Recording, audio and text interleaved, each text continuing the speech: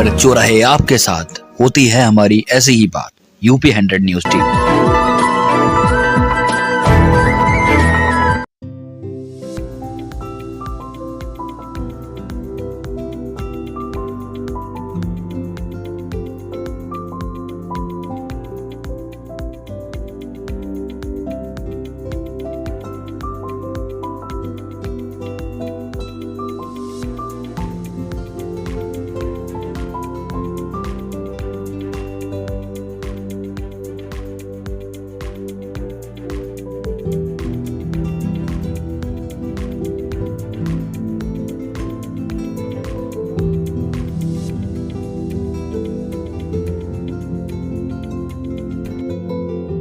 लोकसभा चुनाव पर सिधौली के वरिष्ठ पत्रकारों ने बताई अपनी राय। इस पार्टी को मिल रही है विधानसभा में जीत। अब आपके अपने शहर सिधौली में खुल गया है द रॉयल फूड कोर्ट। यहाँ आपको मिलेंगे कई प्रकार के स्वादिष्ट खाने। स्वादिष्ट खाना खाने के शौकीन लोगों के लिए अब आपके शहर सिधौली में शुरू हुआ है द रॉयल फूड कोर्ट।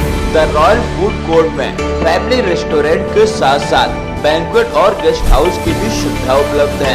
सभी प्रकार के मांगलिक कार्यक्रमों, शादी, किटी पार्टी, बर्थडे पार्टी समेत अन्य कार्यक्रमों के लिए जल्द संपर्क करें। The royal food court Lucknow Delhi national highway पर सिधौली कस्बे से महज 6 किलोमीटर एवं अलमापुर मंडवा के निकट स्थित है। तो अब देर किस बात की, जल्द ही बुक करें द रॉयल फूड कोर्ट।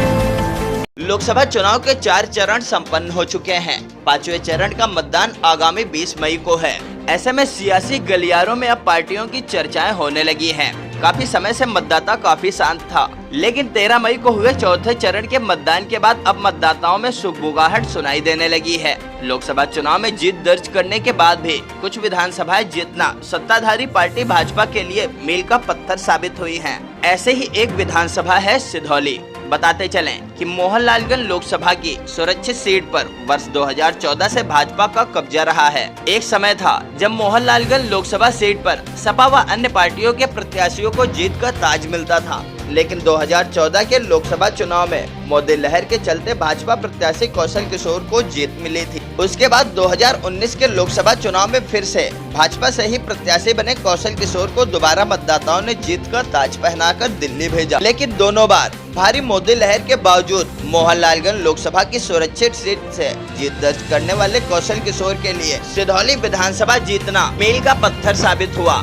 दोनों बार मोहनलालगंज लोकसभा सीट पर जीत दर्ज करने के बाद भी कौशल को सिधौली विधानसभा में हार का ही सामना करना पड़ा। चूँकि सिधौली विधानसभा सपा का गढ़ मानी जाती है, इसलिए भाजपा को यहाँ जीत दर्ज करना काफी भारी पड़ता रहा है। 2022 के विधानसभा चुनाव में साइकिल की सवारी छोड़कर भाजपा में आए मनीष रावत ने भाजपा से टिकट लाकर 41 सालों बाद सिधौली विधानसभा में कमल खिलाया, जिसके बाद सपा का गढ़ मानी जाने वाली सिधौली विधानसभा में भाजपा ने सेंधमारी की, जिसके बाद से लोकसभा चुनाव में भी अब भाजपा का खेमा बड़ी सेंधमारी करने की फिराक में है। चूँकि 2022 के विधानसभा चुनाव में सैकड़ों सपा कार्यकर्ता मनीष रावत के साथ मिलकर मनीषवादी हो गए थे, जिसकी वजह से विधानसभा चुनाव में भाजपा कमल खिलाने में सफल रही। लेकिन क्या 2024 के लोकसभा चुनाव में मनीष कार्ड चलेगा या फिर से भाजपा को सिधौली विधानसभा में शिकस्त का सामना करना पड़ेगा? इन सवालों की जानकारी के लिए हमारे संवाददाता गुरप्रीत सिंह ने सिधौली विधानसभा के वरिष्ठ पत्रकारों से बात की और जनता का मूड क्या है यह जानने की कोशिश की। 2024 लोकतंत्र महापर्व पर आपका स्वागत है। यूपी में 4 चरण के चुनाव संपन्न हो चुके हैं। 5वां चरण जो है अब होना है 20 मई को। हमारे साथ में जो है कुछ वरिष्ठ पत्रकार मौजूद हैं। 20 मई को ही लोकसभा मोहनलालगंज में चुनाव होना है। आज जो हम हैं लोकसभा मोहनलालगंज के विधानसभा सिधौली में मौजूद हैं। हमारे साथ में एक वरिष्ठ पत्रकारों का पैनल मौजूद है। आइए जानते हैं कि इस लोकसभा में क्या होने जा रहा है। खासकर इस विधानसभा पे कहा जाए तो इस विधानसभा यह जो है सपा का गढ़ मानी जाती है। हमारे साथ में अनुराग आग्नेय जी मौजूद हैं जो 25 साल का एक्सपीरियंस रखते हैं अपनी पत्रकारिता में और इन्होंने कई जो है पेपर में काम किया है। हमारे साथ में मौजूद है अनुराग आग्नेय जी। सर बहुत बहुत स्वागत है। धन्यवाद। सर ये बता रहे हैं कि इस लोकसभा में 2024 के क्या खास होने जा रहा है? 2024 के लोकसभा चुनाव में उलट पुलट की सरकार बनने की संभावना जाहिर की जा रही है और मतदाताओं का मन भी ऐसा दिख रहा है। यद्यपि राम मंदिर निर्माण के बाद से माहौल स्पष्ट अभी नहीं हो सका है कि क्या स्थिति बनेगी। राहुल गांधी के रायबरेली से चुनाव में 5वां चरण और 4था चरण प्रभावित होने की पूरी संभावना है, ये महसूस हो रहा है। अच्छा, जो गठबंधन प्रत्याशी है जी। या गठबंधन कहे पूरा, तो 4 चरण हो चुके हैं, हर जगह टक्कर दे रहा है, तो क्या इस लोकसभा और विधानसभा में पूरी संभावना है कि टक्कर देगा? गठबंधन प्रत्याशी बहुत मजबूती से चुनाव लड़ रहे हैं। हमारे माननीय इस क्षेत्र के सांसद कौशल किशोर जी सुरक्षित लोकसभा क्षेत्र से एमपी हैं और दो सुरक्षित विधानसभा में उनके परिवार के ही सदस्य विधायक हैं। मलिहाबाद से उनकी पत्नी विधायक हैं और मोहनलालगंज से उनके सगे साले अमरेश कुमार एमएलए हैं और सिधौली विधानसभा भी आरक्षित सीट है जहां पहली बार कमल खिला हुआ है। ऐसी स्थिति में यह भी नहीं कहा जा सकता कि क्या स्थिति बनेगी। फिलहाल विपक्ष मजबूत स्थिति में चुनाव लड़ रहा है, ऐसा इस विधानसभा क्षेत्र में महसूस हो रहा है, क्योंकि सिधौली विधानसभा में समाजवादी पार्टी का हमेशा वर्चस्व रहा है। 1991 में जब भाजपा की राम लहर आई और सीतापुर जिले की 8 विधानसभा में भारतीय जनता पार्टी जीती, तब श्यामलाल रावत ने भारतीय जनता पार्टी को पराजित करने का काम किया था। इस आधार पर हमको लग रहा है कि सिधौली विधानसभा में खास तौर से समाजवादी पार्टी का गठबंधन प्रत्याशी मजबूत लग रहा है। सर, आपको 25 साल का एक्सपीरियंस है, ठीक, आप राजनीतिक करियर पर भी, मतलब करियर पर भी देख रहे हैं, पूरा नज़र रख रहे हैं, तो सर 2014 में कौशल किशोर चुनाव लड़े हार गए सिधौली विधानसभा से, 2019 में लड़े हार गए, 2024 लग गया है, तो लगभग कितनी वोटों से ये चुनाव हारेंगे? हारने जीतने के अंतर पे हम कोई चर्चा नहीं करेंगे। फिलहाल 10 वर्षों में जो इनका कार्यकाल रहा उसमें कोई उल्लेखनीय कार्य नहीं किया गया है सिधौली विधानसभा क्षेत्र में। हमारे साथ में एक वरिष्ठ पत्रकार अनूप जी हैं, इनका भी कैरियर लगभग 25 साल पुराना रहा है। आइए जानते हैं कि इस लोकसभा चुनाव में क्या कहानी राजनीतिक रच रही है, जानते हैं। सर, इस लोकसभा में क्या लग रहा है आपको?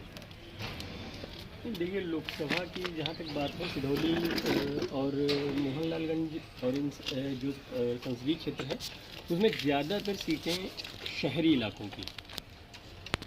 रही बात जहाँ तक सिधौली विधानसभा हमेशा से समाजवादी पार्टी के लिए बहुत आसान रही है।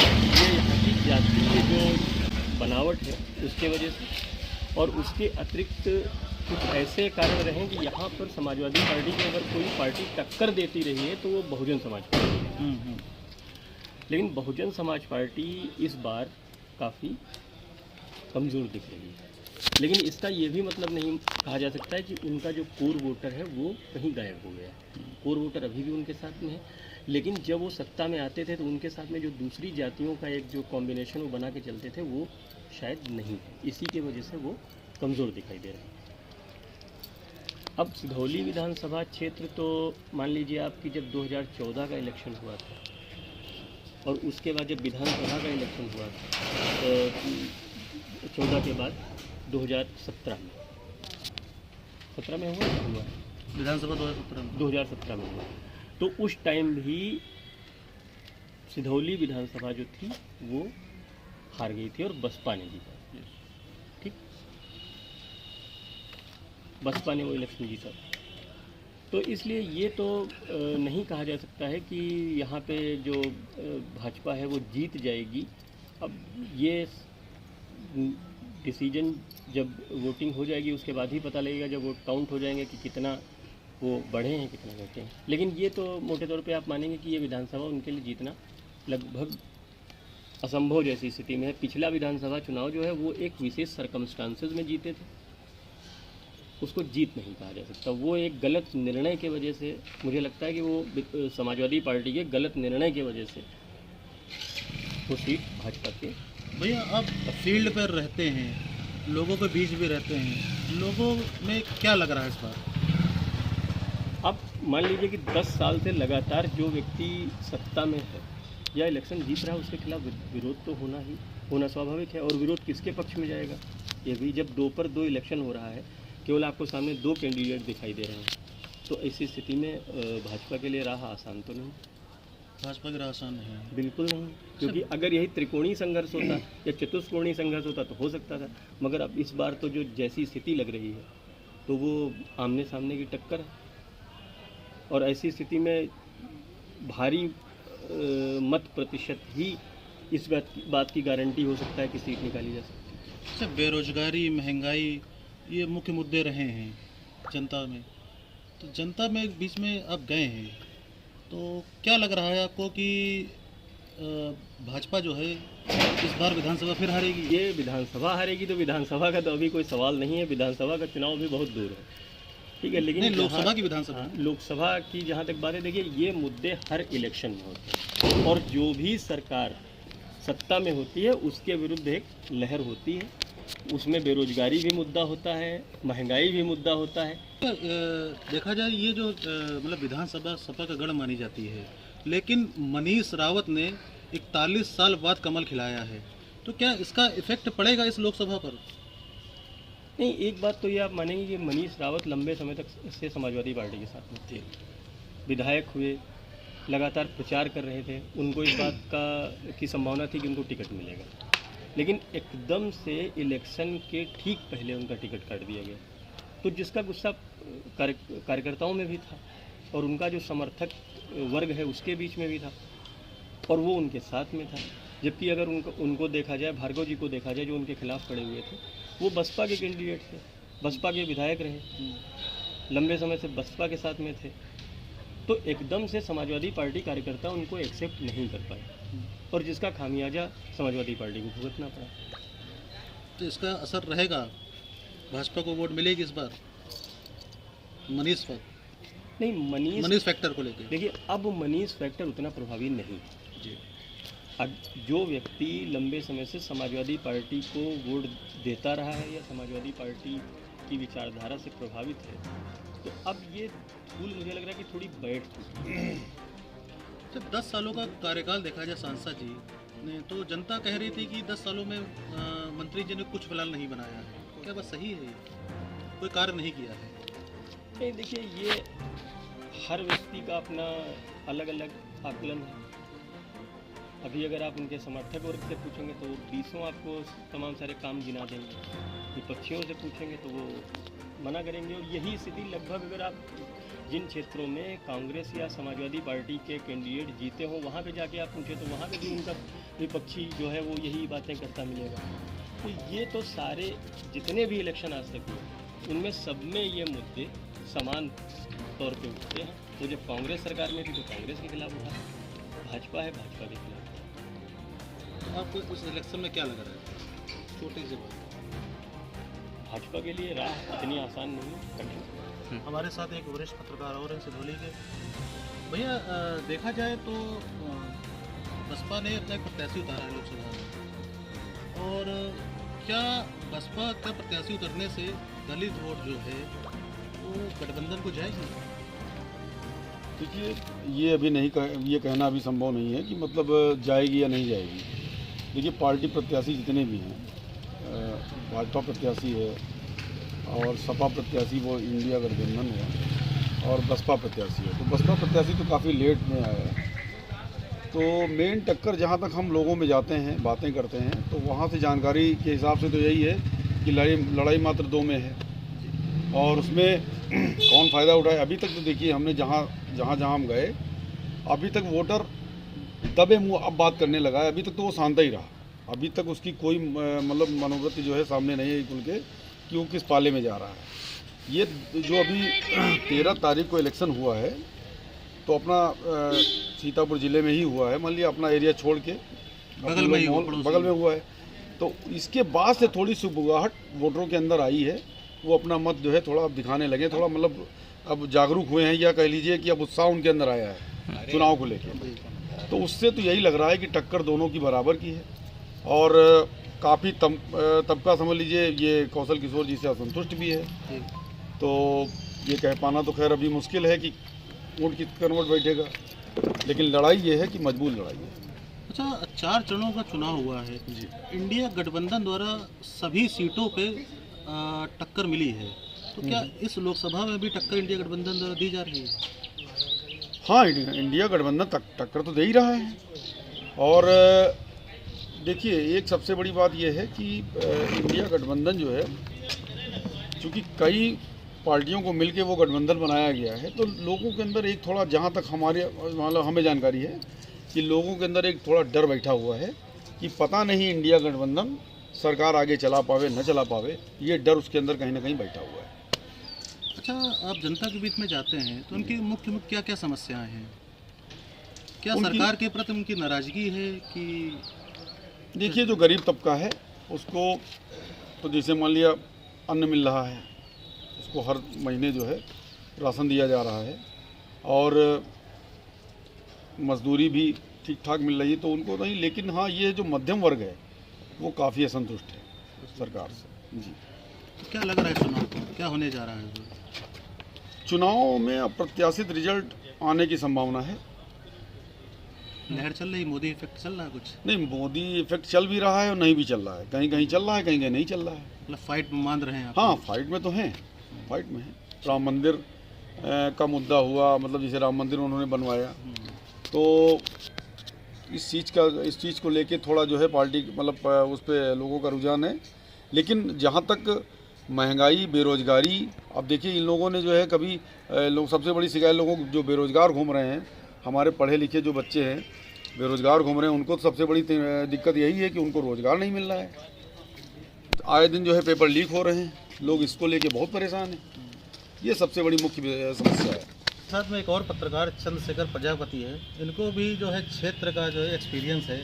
आइए जानते हैं कि इस लोकसभा में क्या होने जा रहा है।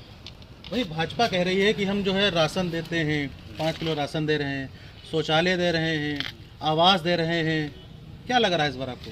देखिए, ऐसा है कि अगर बात करते हैं कि राशन दे रहे हैं, तो देखिए जो आम जनमानस का दृष्टिकोण है हम उसकी बात कर रहे हैं। देखिए, आज़ादी के इतने 75 वर्ष के बाद अगर राशन दे कर के जीवन चलाना पड़ रहा है तो ये शर्म की बात है।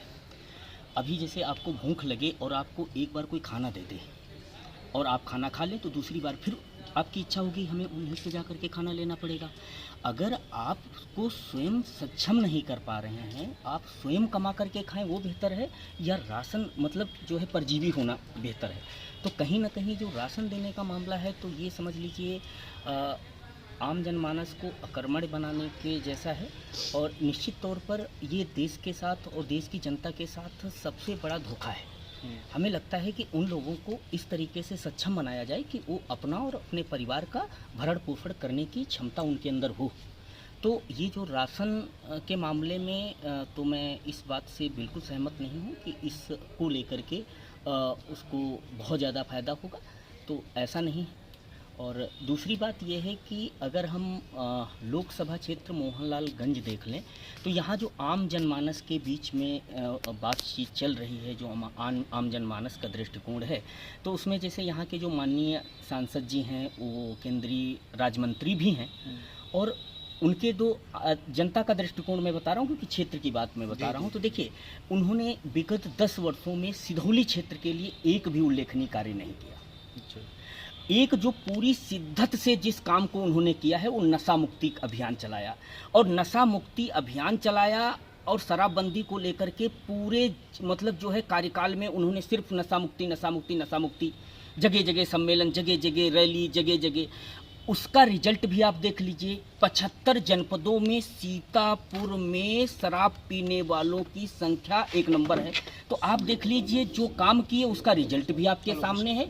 तो कुल मिलाकर के मैं आपको बता रहा हूँ, देखिए अगर लोकसभा क्षेत्र मोहनलालगंज क्षेत्र में इंडिया गठबंधन बहुत ही ज़्यादा इस टाइम आम जनमानस का दृष्टिकोण सबल है, और यहाँ पर इनकी स्थिति बहुत ही ज़्यादा खराब है। हाँ, अगर ये प्रत्याशी चेंज कर देते तो हमें लगता है कि भाजपा बढ़त में होती, लेकिन इस बार जो पिछले 2 बार का मामला रहा है, इस बार और ज़्यादा जो है सिधौली क्षेत्र से भाजपा की स्थिति खराब है। और अगर हम बगल की जो है लोकसभा क्षेत्र सीतापुर की बात कर लें, तो सीतापुर में जो इंडिया गठबंधन प्रत्याशी हैं राकेश राठौर, वो हर क्षेत्र से उनको बहुत ही ज़्यादा आम जनमानस ने पसंद किया है, और उन्हें ज़्यादा लोगों ने मत किया है, तो हमें लगता है स्थिति इधर भी होगी ऐसी। आप क्षेत्र में रहते हैं तो युवाओं में क्या लग रहा है? देखिए युवाओं की अगर हम बात करें तो देखिए जो बेरोजगार युवा हैं, तो आज अगर हम पिछले कई वर्षों की बात कर लें तो ये सरकार रोजगार विरोधी सरकार है ना। एजुकेशन को इतना ज़्यादा महंगा कर दिया है कि लोग सामान्य व्यक्ति अपने बच्चों को पढ़ा नहीं सकता, और रोजगार के तो ये कट्टर विरोधी हैं। अब मान लीजिए कि वैकेंसी पिछले 2017 के 12-17 के बाद, मतलब 17 के बाद आई ही नहीं, किसी भी क्षेत्र में नहीं आई। हाँ, एक लॉलीपॉप दे दिए, चुनाव के पहले सिर्फ 60,000 वैकेंसी पुलिस की निकाल दिए, 60,000 वैकेंसी निकली और उस पेपर लीक। एक बात मैं बता रहा हूँ, पेपर जो लीक होता है ना, अगर सत्ता की अपनी साजिश ना हो तो किसी की औकात नहीं कि पेपर लीक कर दे, कब्र खुदवा देगी सरकार। कहीं ना कहीं अंदर खाने में सरकार के ही जो कारिंदे हैं वो पेपर लीक कराने में ये साजिश रहती है। सरकार के कारिंदे, अहलकार जिनकी बात मैं कर रहा हूँ, वो तो कहीं ना कहीं जिम्मेदार इसके लिए सरकार है। जाहिर सी बात है, आप मुखिया हैं और आपके घर में आपके शासनकाल में अगर पेपर लीक हो रहा है तो आपसे सवाल होना चाहिए। और आप हमेशा, ये तो आप देख ही रहे हैं जब से भाजपा आई है, और गलती मतलब वो जहाँ कहीं फेल होती है और जो अब जीवित भी नहीं है उनको दोषी ठहरा दिया जाता है। तो ये इनकी आइडियोलॉजी है। देखिए 3 मुद्दे जो महत्वपूर्ण हैं भाजपा के, एक हिंदू मुस्लिम, दूसरा भारत पाकिस्तान, तीसरा राम मंदिर। इसके अतिरिक्त एक भी मुद्दा भारतीय जनता पार्टी के पास नहीं है। अरे छोटी सी बात है, इस लोकसभा में क्या होने जा रहा है? देखिए इस लोकसभा में मैं आपको बता रहा हूँ, अगर इस टाइम जो आम जनमानस का मूड है ऐसा ही रहा, अचानक कोई ऐसा नहीं हो गया, अचानक कोई लहर के लिए अचानक कोई बड़ा हादसा या ऐसी कोई चीज़ें नहीं हो गई है ना, अचानक जनता का मुख संवेदनाओं से ना ले लिया गया, तो भाजपा का सुपड़ा साफ होने जा रहा है। हमारे साथ में एक नवयुवक पत्रकार हैं जो इलेक्ट्रॉनिक मीडिया देखते हैं। आइए जानते हैं इनका एक्सपीरियंस क्या कहता है इस लोकसभा में। इस लोकसभा में क्या होने जा रहा है? गुरप्रीत जी, आप आज यहाँ पे पत्रकारों को लेकर एक गोष्ठी बैठा ली, उसके विषय में आपको बताना चाहेंगे। आप लोकसभा के क्वेश्चन पूछ रहे हैं। लोकसभा को लेकर एक जो माहौल बन रहा है, इस बार जनता का मूड जो है जनता वर्सेस बीजेपी हो गया है। दरअसल बात यहाँ के जो सांसद हैं कौशल किशोर, माना जाए तो मोदी जी के अभूतपूर्व कार्य हैं, वो चाहे देश के लिए हो, चाहे क्षेत्र के लिए हो, चाहे प्रदेश के लिए हो।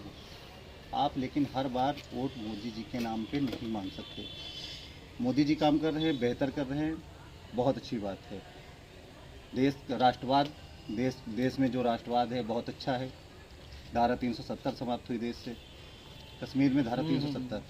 आज जो एक देश का हिस्सा बाहर था वो भी आज देश के साथ में है। राम मंदिर जो एक बहुत बहुप्रतीक्षित था, वो भी उस पर फैसला आया, सुप्रीम कोर्ट के द्वारा उस पर फैसला आया, आज वो मंदिर बनकर तैयार है। लेकिन आप जनता के भी मुद्दे लेंगे। आप फ्री राशन बांटकर जनता को परजीवी नहीं बना सकते हैं। आप बार अगर जो हम ठीक है हम राशन बांट देंगे, जो जनता के बीच में माहौल है वो हम बता रहे हैं, जनता को परजीवी नहीं बनाया जा सकता।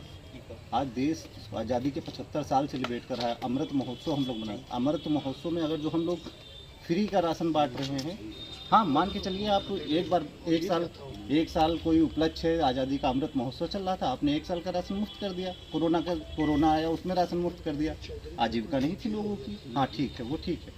लेकिन अब आप 2028 तक राशन मुफ्त, ये जनता को और यहाँ पे आज जैसे कुछ विपक्षी गठबंधनों द्वारा आज ऐलान किया गया है कि 10 किलो हम देंगे। 10 किलो कांग्रेस का मैनिफेस्टो है ये। हाँ, कांग्रेस ने अपने मैनिफेस्टो, विपक्षी गठबंधन, हम तो कहेंगे कि विपक्षी गठबंधन द्वारा जो 10 किलो राशन देने की बात कही गई, ये भी देश की जनता को एक तरीके से लॉलीपॉप दिया गया है।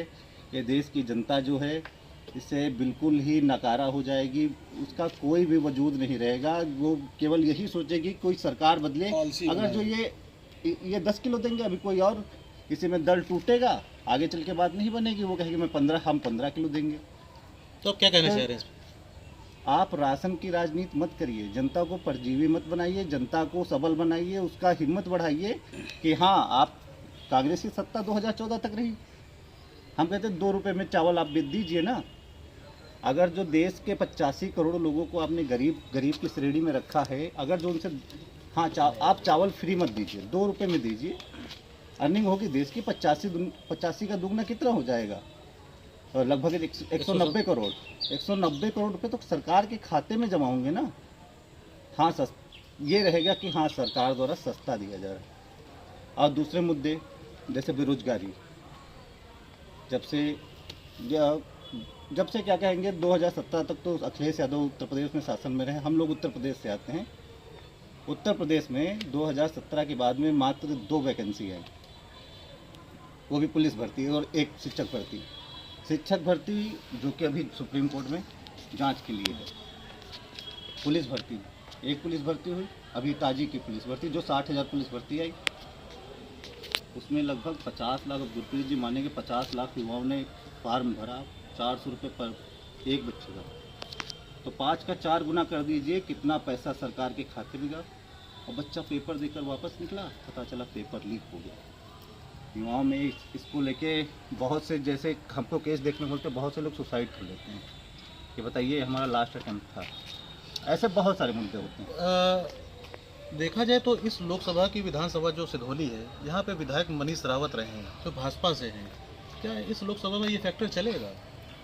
गुरप्रीत जी आपको बताना चाहिए 2022 का विधानसभा चुनाव, दरअसल बात मनीष रावत सपा के, जो सपा 2012 से वो विधायक रहे 17 तक। उसके बाद हरगोविंद जी 2022 में सपा में शामिल हुए। 2022 के अंत में उनको टिकट मिल गया, वो सत्ता से वो आ गए। मनीष जो थे लगातार 2017 में जब विधायकी का चुनाव नहीं जीते, वो लगातार क्षेत्र में बने रहे और सपा की नीतियों का प्रचार करते रहे, साइकिल चलाते रहे, प्रचार करते। ये जनता के बीच में जो था, उन्होंने जनता के बीच अपनी पकड़ बना के रखी थी। भाजपा का फैक्टर यहाँ पे नहीं चला था, यहाँ पे मनीष फैक्टर चला था। जो एक जनता के साथ में जो कार्यकर्ता होता है, जो नेता का कार्यकर्ता होता है, नहीं, अच्छा, वो जुड़ जाता है। मनीष विधायक हैं, या कहें हम जो मनीष समाजवादी में रहे हैं, तो क्या वो वोटें इस बार भाजपा में कन्वर्ट होंगी कि नहीं? हमने क्या कहा, व्यक्ति कभी मनीषवादी था। जो मनीष के साथ का कार्यकर्ता था वो भाजपा में, वो सपा में ना जाकर मनीष के साथ चला गया। दरअसल बात, जो व्यक्ति सत्ता में ना रहता है तो मेहनत करता है पार्टी के लिए, तो उसके साथ ज़्यादा लोग जुड़ जाते हैं। जैसे हरगोविंद भार्गव सत्ता में वो चुनाव हार गए 2022 का। अगर जो इसी तरीके से जनता के बीच बने रहेंगे तो उनके साथ हो सकता है 2027 में वो सपा उनको टिकट दे, हो सकता है बहुत बहुमत के साथ जीते। जनता, जब आप जनता के बीच बने रहेंगे तो आपके साथ जनता का जुड़ाव रहता है। और अगर जो आपको कि जैसे बाई द वे पार्टी आपको टिकट नहीं देती, तो जो आपका कार्यकर्ता बन जाता है वो आपके साथ ही जाएगा। क्या लग रहा है इस बार क्या होने जा रहा है? जैसे गुरप्रीत जी हम आपको बताएं, जो सिधौली का माहौल है, सिधौली का माहौल भाजपा के लिए अच्छा नहीं। वरिष्ठ पत्रकारों की बात मानी जाए तो इस बार भाजपा को मोहनलालगंज लोकसभा अंतर्गत आने वाली सिधौली विधानसभा को जीतना आसान नहीं होगा। वरिष्ठ पत्रकार अनुराग आग्नेय की माने तो भाजपा को सिधौली विधानसभा में जीतना इसलिए भी आसान नहीं है क्योंकि भाजपा सांसद ने सिधौली विधानसभा में कोई उल्लेखनीय काम नहीं किया। फिलहाल 20 मई को 5वें चरण में मोहनलालगंज लोकसभा की सुरक्षित सीट पर मतदान होना है। 20 मई को प्रत्याशियों की किस्मत मशीनों में कैद हो जाएगी। 4 जून को प्रत्याशियों की किस्मत खुलेगी। परिणाम अभी भविष्य के गर्भ में है, लेकिन लोकसभा चुनाव की सुगबुगाहट गांव से लेकर शहरों व बाजारों तक अब होने लगी है। सिधौली से गुरप्रीत सिंह व हिमांशु शुक्ला के साथ ब्यूरो रिपोर्ट सीतापुर।